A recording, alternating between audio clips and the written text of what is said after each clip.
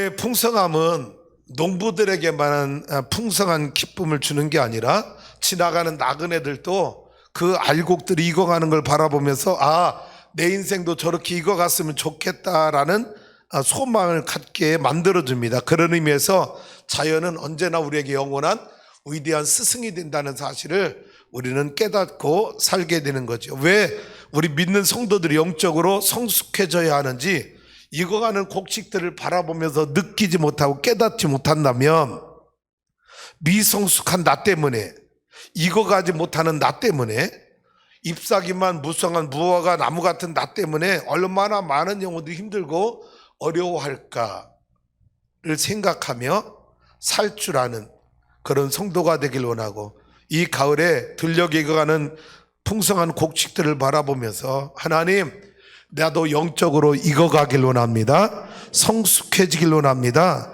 깨달으며 산다면 그 성도는 영적으로 이미 익어가고 있는 아름다운 성도가 될 것입니다.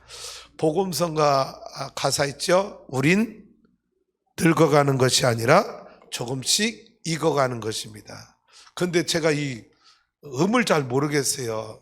유명한 복음성가인데, 우린 늙어가는 것이 아니라 조금씩 익어가는 겁니다. 우리 다 같이 찬양해 볼까요? 시작. 우린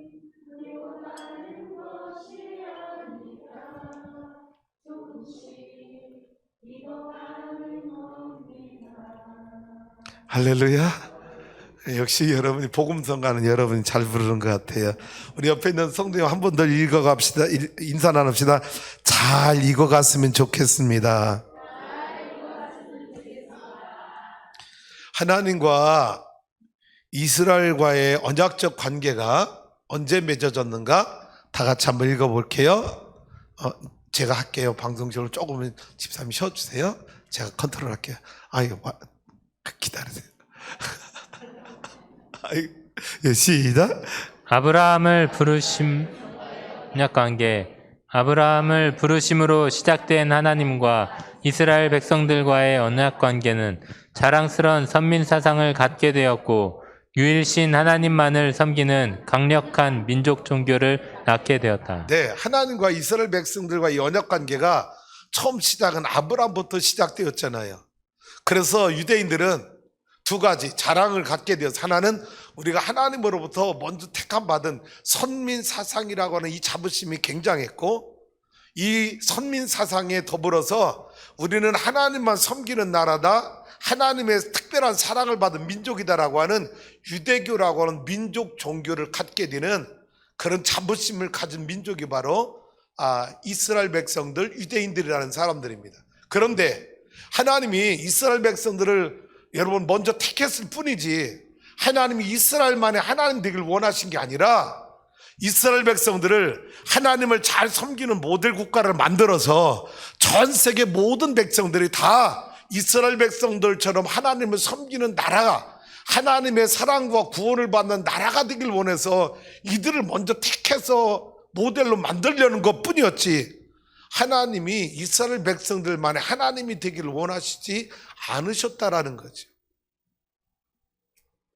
그래서 메시아 구원자 예수 그리스도를 이 땅에 보내실 때도 육신적으로는 아브라함의 혈통, 다윗의 혈통을 타고 메시아가 이 땅에 오도록 했는데, 그 이유는 뭐예요? 누구보다도 먼저 유대인들이 예수님을, 메시아를 영접해서 유대인들이 먼저 구원받기를 원했던 것이 하나님의 마음, 하나님의 계획이었다라는 겁니다.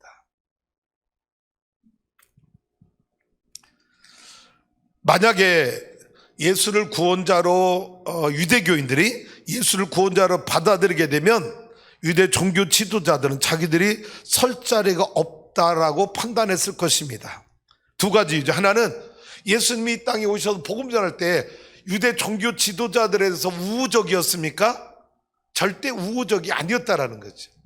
그들의 위선, 그들의 종교적 타락에 대해서 예수님은 날카롭게 비판했지, 당시 유대 종교 지도자들에 대해서 예수님이 절대 우호적이지 않았다라는 걸 그들이 더 잘 알고 있죠.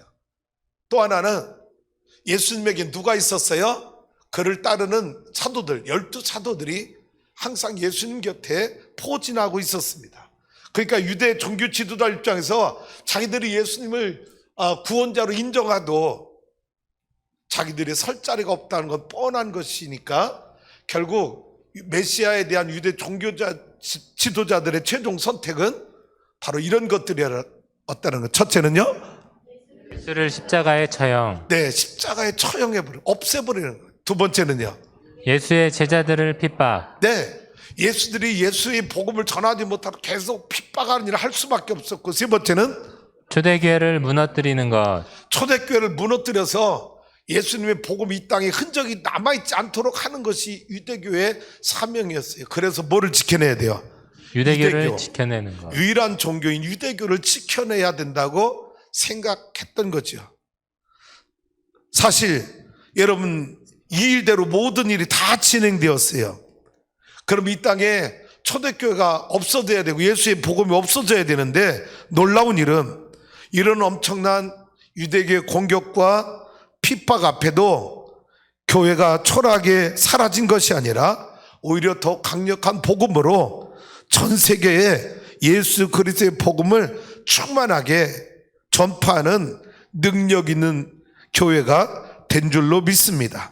자, 거꾸로 생각해 볼까요? 만약에 초대교회 이런 핍박과 고난이 찾아오지 않았다면 어떻게 되었을까? 고난이 없었다면 더 초대교회는 부흥했을까?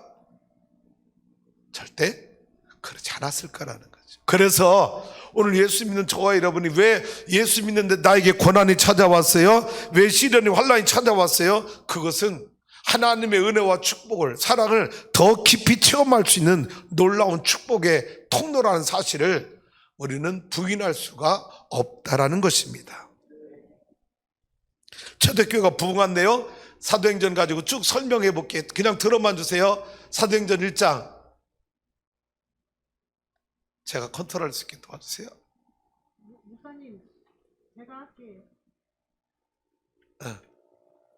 자, 성령을 약속하죠. 그러면 성령 받으면 땅끝까지 복음 전하라 그래요. 그래서 성령 받기 위해서 그들이 막 뭉쳐서 기도해요. 아이고.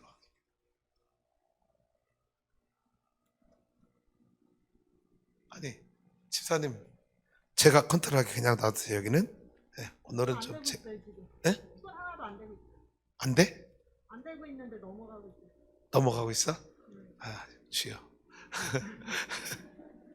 어쩌면 좋아? 8절 다음에, 그 다음에 14절인데. 네. 자, 막 성령, 약속한 성령 받기 위해서 120문도가 모여서 막 오로지 기도에 힘쓰고 있잖아요. 그리고 2장에 가서 성령을 받아요. 다 성령 충만하게 돼요. 그리고 베드로의 설교 때문에 막 가슴이 찔려서 회개하고 제사함 받고 성령 받게 돼요. 그날에 예수 믿고 구원받는 자가 3천이나 넘게 되죠. 그래서 사도들의 가르침을 받아 서로 교제하며 떡을 떼며 또 모여서 기도하기 힘씁니다.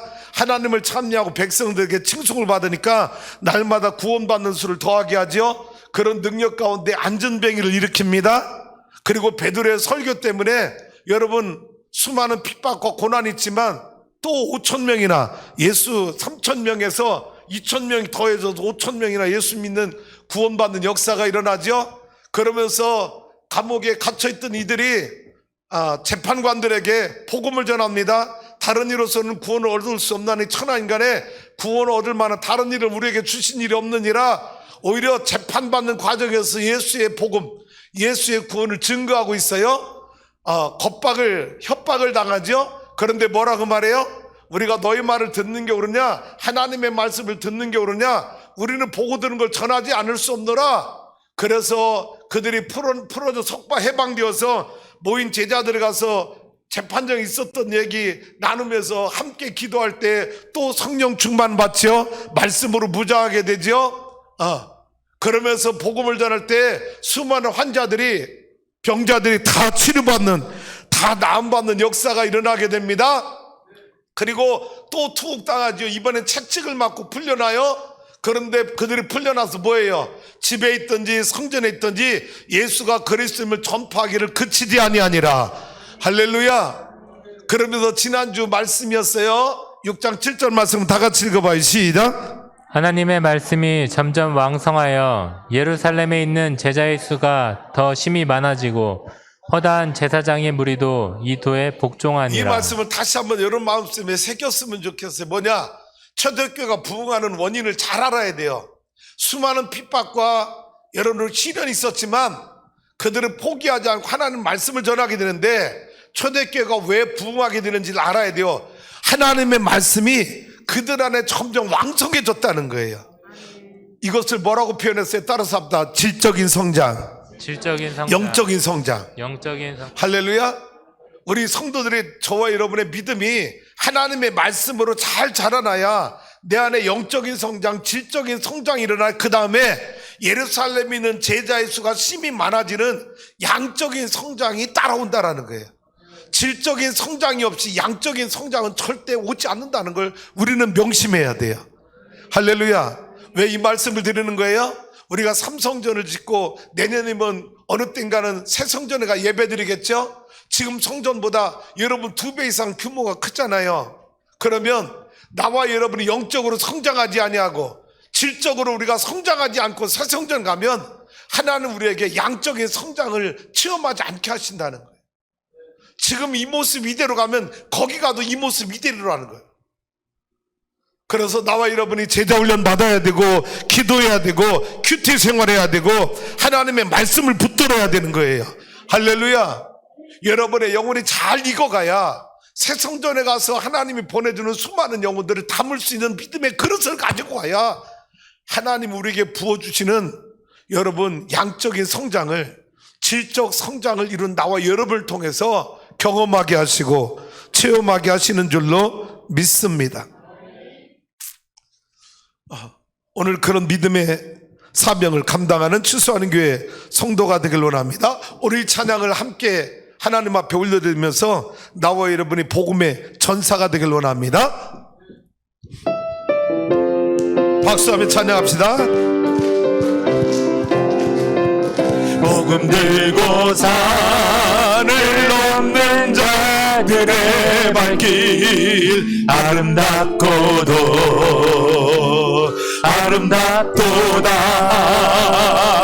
평화 전하며 복된 소식을 외치네 주다스리시네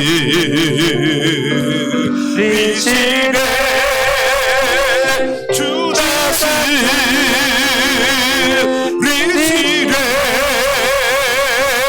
주다스리시네 주다스리시네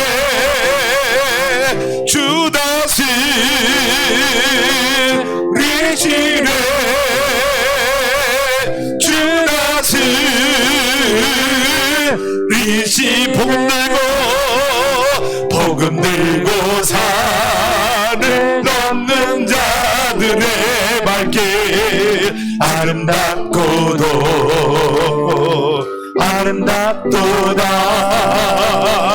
평화 전하며 복된 소식을 외치세 주다스리시네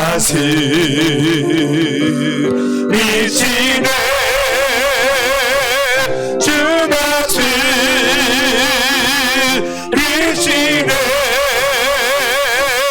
주다스리시네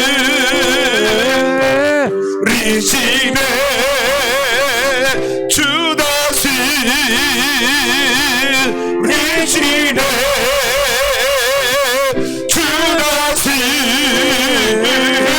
주다스리시네 할렐루야. 집에 있든지 성전에 있든지 예수가 그리스도임을 날마다 전파하기를 그치지 않는 믿음의 성도가 될 수 있기를 주님의 이름으로 축복합니다. 그리고 스데반이 사역을 합니다. 어떤 복음의 사역을 펼치나 말씀 볼까요? 시작. 스데반이 은혜와 권능이 충만하여 큰 기사와 표적을 민간에 네. 행하니. 우리 사역자들 잘 보세요. 스데반은요 12 사도가 아니에요. 평신도 리더로 택한 칭찬 받은 거예요.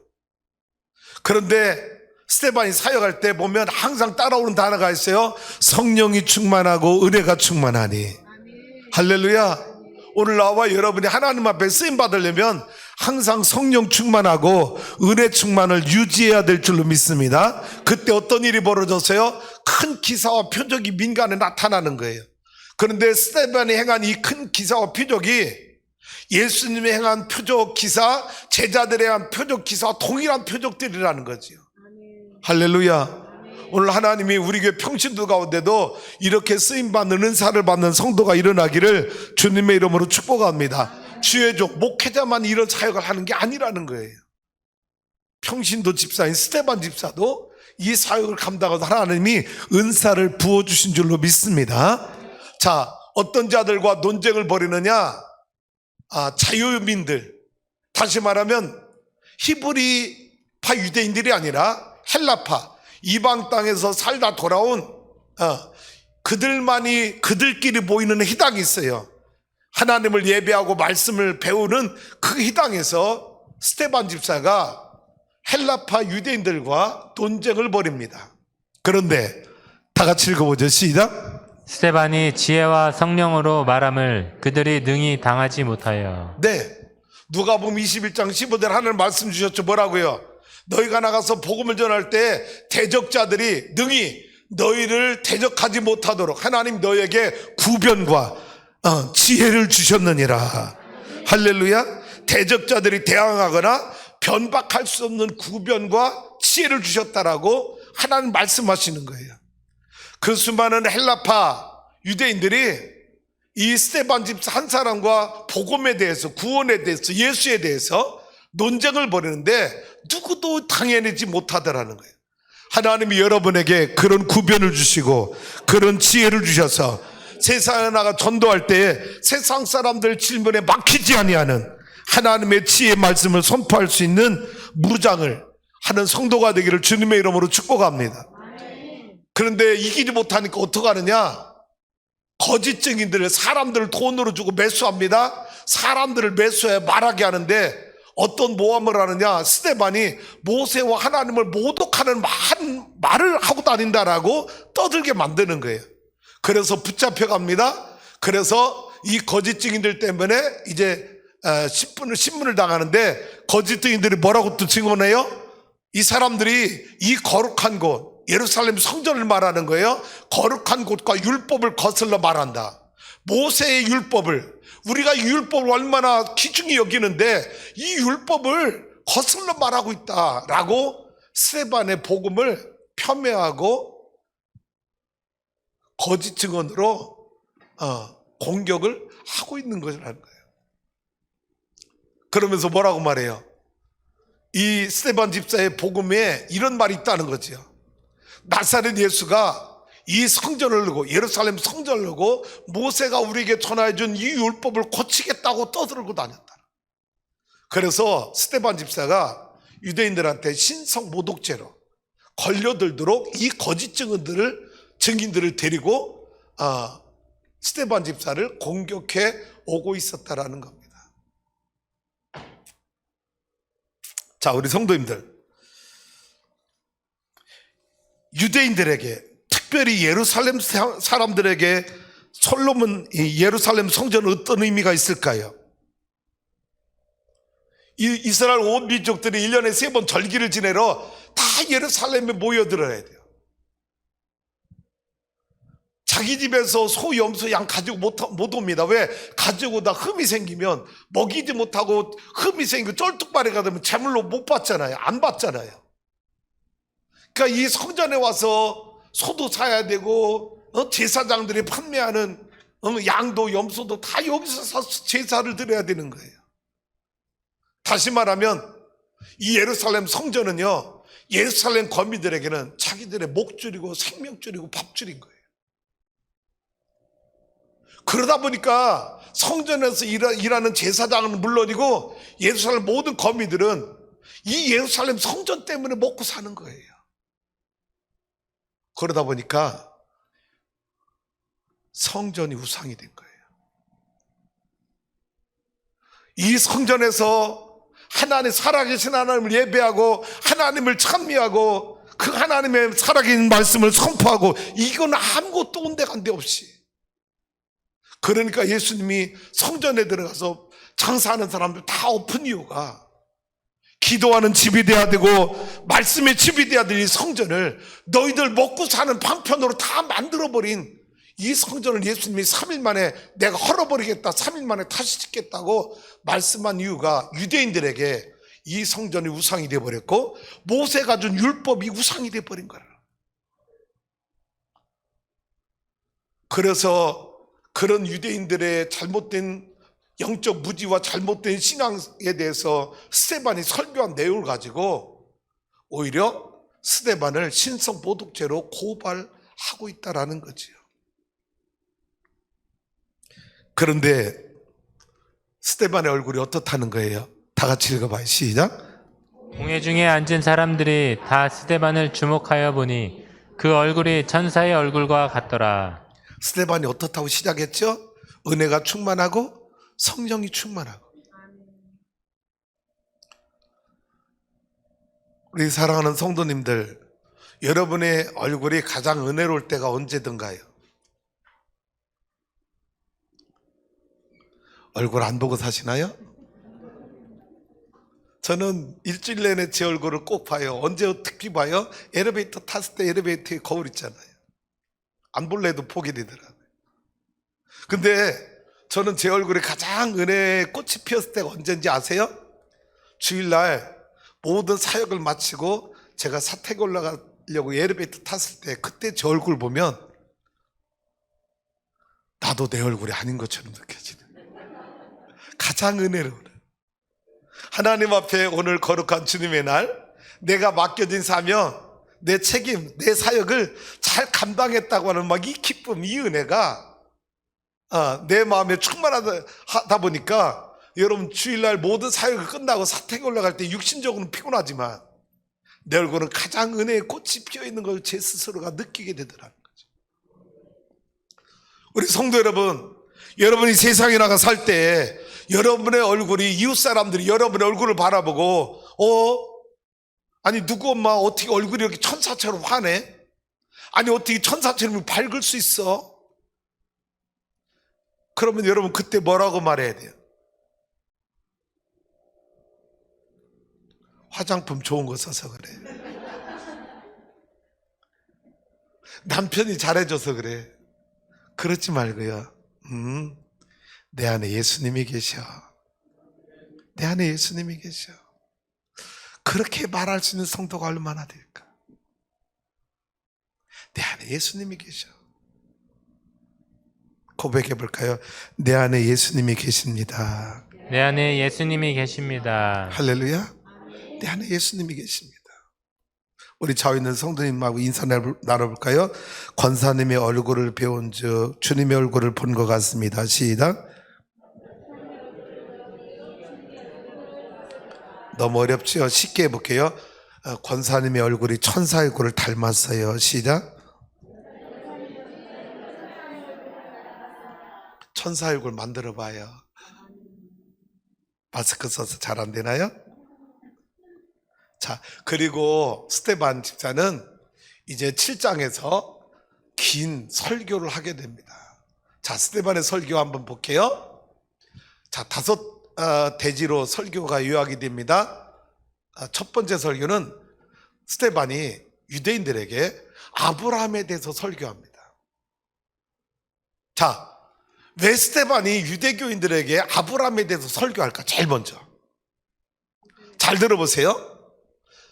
자, 유대인들은 모세가 준 율법이 가장 중요한 하나님의 말씀이다라고 붙들고 있는 거예요.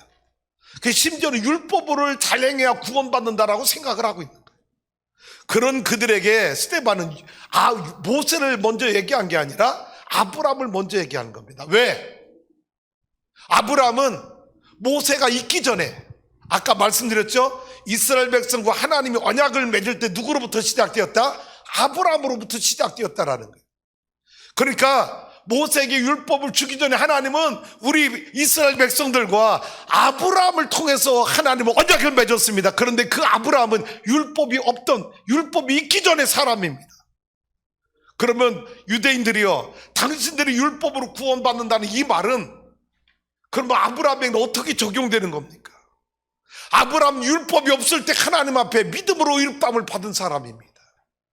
당신들의 율법으로 말미암아 구원받는다는 당신들의 교리는 틀렸습니다. 잘못된 것입니다. 그것을 지적해 주기 위해서 아브라함을 하나님 왜 택하셨고 어떻게 순종하셨고 어떻게 언약의 자손을 주셨는지 아브라함에 대한 설교를 제일 먼저 언급한 것이에요. 두 번째, 누구에 대한 설교를 했느냐? 요셉에 대한 설교를 하게 된 거예요. 자, 요셉에 대한 설교는 왜 하게 되었을까요? 요셉의 생을 먼저 되돌아봐요. 형제들한테 버림당했어요. 처음에는 구덩이 넣고 죽이려고 그랬죠? 그러다가 은인심양의 아랍 상인들에게, 애굽 상인들에 팔아먹었습니다. 그래서 요셉은 억울하게 어디로 가요? 보디발 집에 몸종 노예로 갑니다. 그러다가 보디발 아내 지키려다가 누명 쓰고 감옥에 들어가요. 이게 누구라는 거예요? 예수님의 모형이라는 거예요. 그런데 감옥에 들어갔던 그 이미 다 죽은 것과 마찬가지였던 그 요셉이 갑자기 뭐가 돼요? 애굽의 국무총리가 돼요. 그런데 애굽의 국무총리가 돼서 요셉이 한 가장 위대한 업적 가운데 하나가 뭐예요?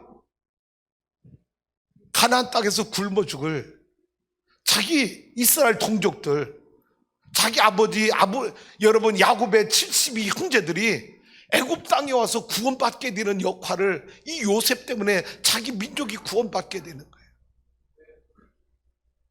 그래서 버림당한 요셉, 고난당한 요셉, 억울한 요셉, 그게 누구였다? 십자가에 너희가 못 박은 예수 그리스도가 바로 그 요셉이었다.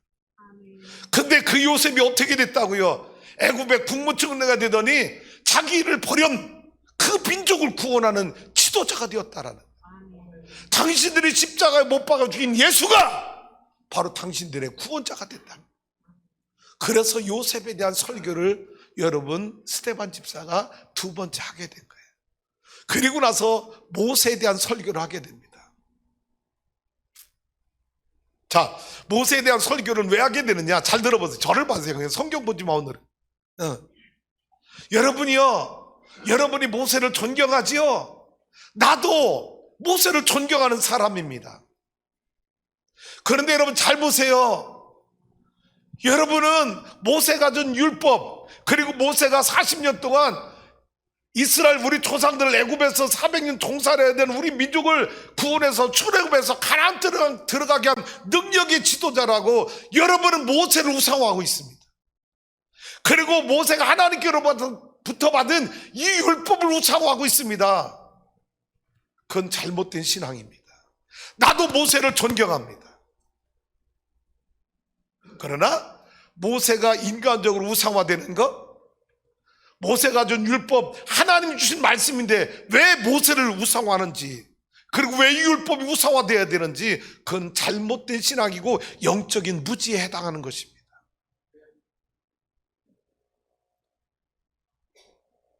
그래서 모세에 대한 설교를 하게 되는 거예요. 이스라엘 백성들이요, 유대인이요, 하나님이 모세를 통해서 구원한 것이고 하나님이 모세를 통해서 율법을 준 것인데 왜 당신들은 모세를 우상화하고 있습니까? 하나님이 기뻐하지 않습니다. 그리고 네 번째, 이스라엘 역사 출애굽 과정에서 금송아지 만든 우상 사건을 여러분 터뜨립니다. 설교합니다. 그러면서 지금 유대인들은 뭐를 우상하고 있다고 그랬지 아까? 예루살렘 성전을 우상하고 있고 하나님이 준 율법을 우상하고 있고, 지금 출애굽하다가 금송아지 만든 당신들의 조상이나 지금 이 예루살렘 성전을 우상하고 있고 이 율법을 우상하고 있고 이 모세를 우상하고 있는 여러분과 다를 바가 무엇이 있습니까? 그것은 잘못된 신앙입니다. 영적 무지입니다. 그러면서 성령을 거스르고 있는 이스라엘 백성들을 질책합니다.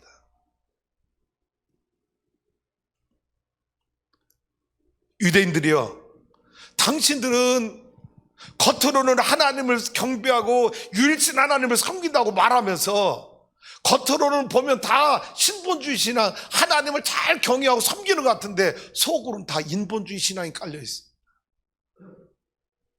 아까 말씀드렸죠. 예루살렘 성전은 우리의 밥줄이라고. 그래서 성전이 우상이 되어버려요. 하나님을 경외한다, 하나님을 섬긴다는 건 다 형식이고, 이 성전을 통해서 우리가 내 배를 채워야 되는 이 당시 유대 종교 지도자들에 대한 타락한 속마음을 스데반 집사는 설교를 통해서 적나라하게 다 드러내는 거예요. 오늘 스데반 설교를 들으면서 여러분, 평신도 지도자라고 그랬잖아요. 이스라엘 역사에 여러분 해박한 지식을 가지고 구약 성경에 얼마나 여러분 능통한 자가 되었는지 이 설교를 들어보면, 오늘 사랑하는 성도 여러분, 제발 부탁해요. 여러분 교회만 왔다 갔다 하는 성도 되지 마세요. 여러분 안에 영적인 실력을 기르세요. 할렐루야. 말씀 묵상하세요. 여러분, 우리 교회 안에 스데반 같은 집사 나와야 될 거 아니에요. 할렐루야. 왜 다 목사만 의존합니까? 다시 말씀드려요. 주일날 제발 여러분 젖병 들고 오지 마세요. 뭐라고? 목사님, 나 일주일 동안 목사님 말씀 붙들고 승리합니다. 그 말씀만 가지고 삽니다. 젖병 가지고 와서 목사님 설교만 탐방하는 성도 되지만, 그건 여러분 간단하게 하는 짓이야. 여러분 스스로 여러분의 믿음을 키워야 되고, 말씀의 능력을 키워야 되고, 성령의 능력으로 무장하고 살아야지. 어떻게 주일날 젖병 들고 와서 젖병들 일주일 내내 그 젖병만 빨고 있으려고 하느냐. 하나님이 그런 성도를 기뻐하시지 않으시는. 이 스데반 설교의 반응입니다. 어떤 일이 벌어졌을까요? 결국은 스데반은 이 설교 때문에 순교당합니다. 오늘 제가 이런 설교했다고 돌로 저를 쳐 죽이진 않겠지. 여러분이 돌 던지면 기쁨으로 순교하겠습니다. 자, 말씀 봅니다. 54절의 시작. 그들이 이 말을 듣고 마음에 찔려 그를 향하여 이를 갈거늘. 잘 보세요. 여러분, 이 유대 종교 지도자들이 스데반의 설교를 듣고 마음에 찔렸다는 건 사실이라는 거예요? 사실이 아니라는 거예요? 사실이라는 거예요. 자기들도 부인 못하는 거예요. 그러니까 마음이 찔린 거예요. 아픈 거야. 근데 일반적으로 하나님의 말씀을 들을 때 나와 이런 마음이 찔리면 뭐예요? 정상이죠? 회개해야 되는 거잖아요. 가슴을 치며 통곡하고, 하나님, 우리가 이런 짓 했습니다. 나쁜 짓 했습니다. 회개합니다. 내 죄를 용서해달라고 회개해야 되는데, 이들은 뭐하고 있어요? 스데반을 향해서 이를 갈고 있더라는 거예요. 왜? 스데반 말대로 들으면 우리 밥줄이 다 끊기는 거예요. 우리의 기득권이 다 소멸되는 거예요. 이 성전에서 맡고 있는 이 자리가 예수님의 제자들을 다 뺏길 수도 있는 거예요. 그래서 이를 가는 거예요. 틀린 말 아니야. 맞다고 인정하는데 가슴이 찔림을 당했는데 회개하지 아니하고 저놈을 없애야 된다고 생각하는 거죠. 다음 절 가봐요. 시작. 스데반이 성령 충만하여 하늘을 우러러 주목하여 하나님의 영광과 및 예수께서 하나님 우편에 서신 것을 보고. 또 뭐가 충만해서? 성령이 충만하고, 은혜가 충만하고, 진리의 말씀이 충만하고, 그러니까 영안이 열려져서 하나님 나라가 보이는 거예요. 그래서 하나님 보좌 우편에 앉아 계신 주님이 보이는 거야. 다음 절 가봐요. 시작. 말하되 보라, 하늘이 열리고 인자가 하나님 우편에 서신 것을 보노라 한대. 네? 스데반 집사가 말하는 겁니다.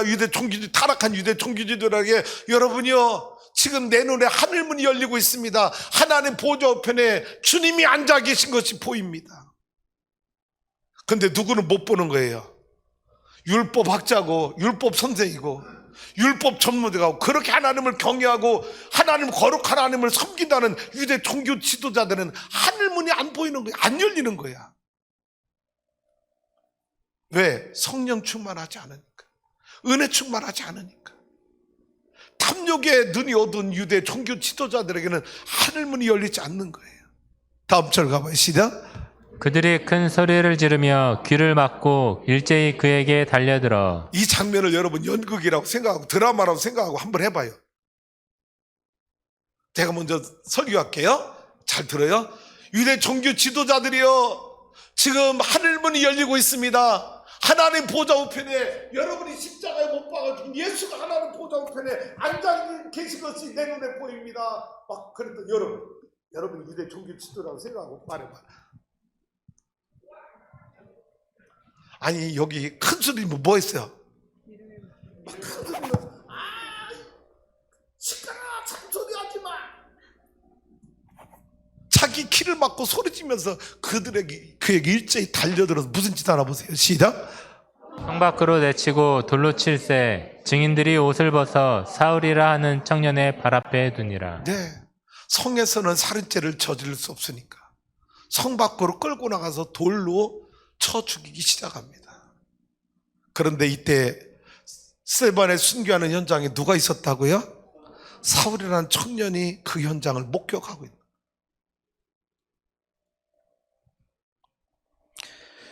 자,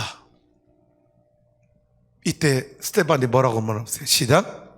그들이 돌로 스데반을 치니 스데반이 부르짖어 이르되 주 예수여 내 영혼을 받으시옵소서 하고. 누가 하신 것처럼 주님이 십자가에서 하나님 내 영혼을 받아달라고 기도하신 것처럼 스데반은 하나님 앞에 자기 영혼을 받아달라고 기도합니다. 그리고 시작. 무릎을 꿇고 크게 불러 이르되 주여 이 죄를 그들에게 돌리지 마옵소서. 이 말을 하고 자니라. 네, 주님이 십자가에서 자기를 십자가에 못 박아 죽이고 창을 찌르는 그 적군들을 향해서 하나님 저들의 죄를 사하여 달라고, 저들을 용서해 달라고 기도하신 것처럼 스데반은 예수님과 똑같은 기도, 내 영혼을 받아주옵소서. 하늘을 향해서는 아버지를 향해 내 영혼을 받아달라고 기도하고, 땅을 향해서는 나를 죽이는 돌로 쳐 죽이는 저들의 죄를 용서해 달라고 스데반은 기도하고 있었다는 거예요. 성령 충만하지 않으면 우리는 이런 기도를 할 수가 없어요. 8장 1절입니다. 시작. 사울은 그가 죽임당함을 마땅히 여기더라. 그날에 예루살렘에 있는 교회에 큰 박해가 있어 사도 외에는 다 유대와 사마리아 모든 땅으로 터지니라. 네, 사울이 그의 앞에 서서 스데반이 그런 복음을 전하다가 돌에 맞아 죽는, 순교당하는 걸 마땅히 여기더라. 이 사울이란 청년이 이제 9장에서 예수님 만나서 회심해서 이제 바울이라는 청년으로 바뀌어서 복음 전하잖아요. 이 스데반의 순교의 현장이 이 사울이라는 청년에 어떤 영향력을 미쳤을까? 뒤에 가서 전할게요.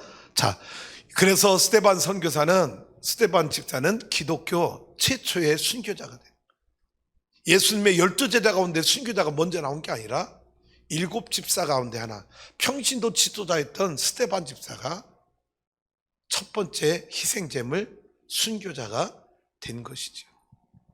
자, 이 스데반 집사의 순교가 첫 번째는 신성모독죄로 순교당한 이유가 있죠. 제목이 예수님이 십자가에 처형당할 때 똑같이 신성모독죄로 여러분 순교를 당합니다. 복음을 전하다가. 두 번째는요, 핍박이 가열됨. 이 스데반 집사의 복음 때문에 아까 여러분 보셨죠? 8장 1절, 그날에 예루살렘에 있는 교회에 큰 박해가 있어요.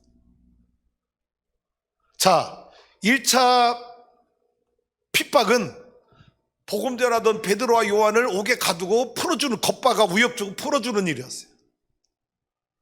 2차 핍박은 안전벨 일으키니까 또 가뒀다가 이번엔 그냥 풀어준 게 아니죠. 채찍질, 39대 퇴장을 때리고 내보냈어요. 3차 핍박은 스데반 집사의 순교가 3차 핍박이었어요. 그리고 4차 핍박은 예루살렘 교회 전체가, 예루살렘 교회 공동체, 예루살렘 교회에 몸담고 있는 모든 성도들에게 이 핍박이 따라온 거예요. 이유는 하나, 예수 믿는 것 때문에. 그래서 이 핍박 때문에 어떻게 했다고요? 사도회는 다 예루살렘 교회 성도들 어디로? 유대와 사마리아와 모든 땅 끝으로 다 흩어지게 되었더라. 그래서 보세요. 세 번째는 선교가 확장되게 되고, 이 핍박이, 그리고 이방 선교 문이 활짝 열리게 되는 결과를 초래하게 된 것이다. 자, 어떤 의미로 잘 보세요. 사도들을 중심으로 한 12제자들이 이 체독교회를 이끌어갈 때 어떤 의미로는 유대교회 이중대처럼 신앙생활하고 있었을지 몰라요. 무슨 의미인지 알아요? 유대교회 이중대? 뭐냐? 예수만 믿는 것 뿐이지, 복음만 전하는 것 뿐이지, 유대교회가 행하는 관습, 예를 들면 할례라는 거. 여러분, 여전히 예수 믿고 구원받으면 할례가 필요 없잖아요. 그런데 이 초대교회도 여러분 이 할례의 관습이 여전히 남아있는 거예요. 마치 유대교회 이중대처럼 복음을 전하고 있던 것이 12사도들 아니었겠는가. 그런데 그래서 이 사도들은, 12사도들, 예수님 뭐라고 말했어요? 야, 예루살렘 복음화 시켜. 그 다음에 온 유대로 나가, 사마리아로 나가, 땅끝까지 나가. 그렇게 말씀하셨는데 2만 명이 넘도록 부흥하는 이 예루살렘 교회, 첫 번째 교회가 여전히 예루살렘 안에만 머물러 있었다. 그런데 스데반의 이 순교는요, 예루살렘 교회가 큰 핍박 때문에 흩어지는 아픔을 겪었지만 결국은 선교가 확장되고 이방 선교가 크게 일어나는 동기를 이 핍박, 스데반의 순교가 만들어내었다는 겁니다. 더군다나 여러분 아까 사울이라는 청년 얘기했잖아요. 스데반이 돌에 맞아 순교당하는 이 장면을 목격했던 이 사울이라는 청년이 예수를 믿고 회심하고 복음을 전하는 청년으로 바뀌어서 그가 나중에 순교를 당할 때 누가 떠올랐을까요? 스데반 집사가. 제가 9월 첫째 주에 복음을 전할 때 터툴리안이라는 신학자를 여러분에게 소개했죠. 선교는 순교의 피를 먹고 자란다라는 명언을 남긴 신학자. 160년에 태어나서 비기독교가 태어나서 변호사가 된, 법학을 공부해서 변호사로 있었던 이 터툴리안이라는 사람.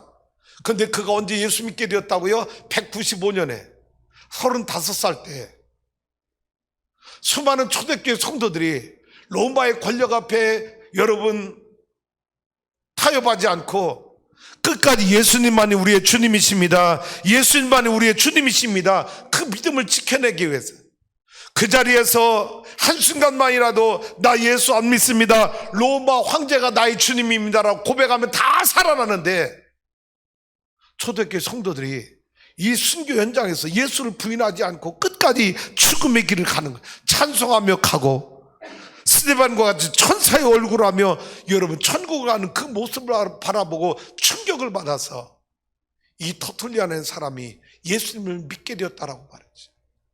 그래서 삼일체라는 용어를 처음으로 언급하고 기독교 엄청난 여러분 신학을 정립한 유명한 평신도 신학자 터툴리안이 순교의 장면을 통해서 예수 믿게 되었다. 오늘 여러분 사울이라는 청년이 스데반이 순교당하는 그 현장 앞에서 목격했던 그 이 사울이라는 청년이 나중에 예수 믿고 여러분 복음을 전할 때 늘 그의 머릿속에는 나도 스데반처럼 복음 전하다 순교할 거야.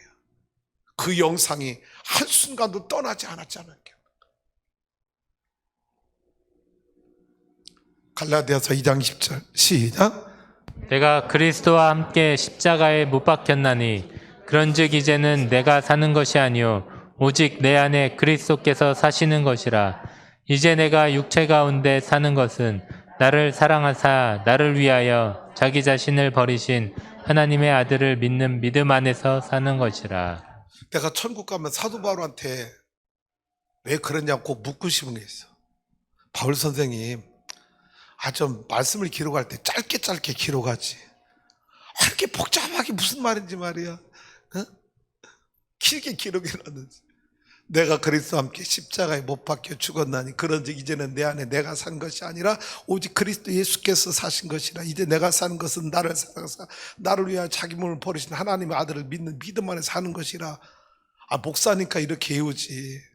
여러분 보고 이거 암송하라면 잘 암송이 돼? 그 말이 그 말 같고 저 말이 저 말 같고.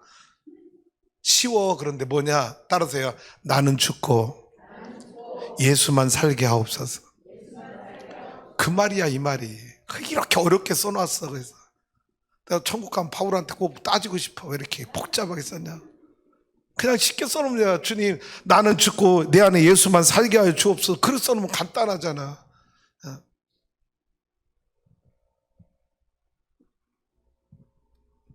다 같이 읽어봐요. 시작. 당신은 주님을 위해 순교할 준비가 되어 있습니까?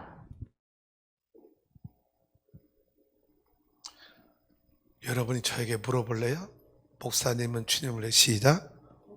주님은 주님을 위해 순교할 준비가 되어 있습니까? 예, 준비됐습니다. 이제는 주님을 위해서 순교할 준비가 되어 있어요. 우리 사랑하는 성도 여러분,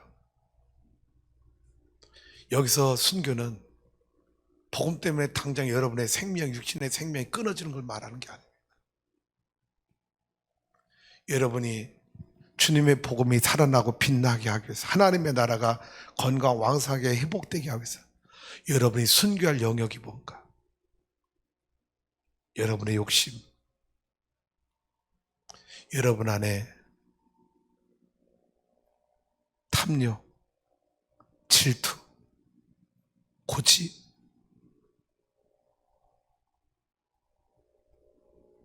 교만, 이런 것들이 순교당해야 돼. 그래야 나를 통해서 주님이 영광 받으시고 하나님의 나라가, 한번 따라서요. 아사 즉 교회생. 아사 즉 교회생. 나는 죽고 교회는 살고. 교회는 살고. 할렐루야. 나 우리 성도님들에게 부탁해요. 자존심이 강한 성도가 되지 말고 자존감이 높은 성도가 되었으면 좋겠어요.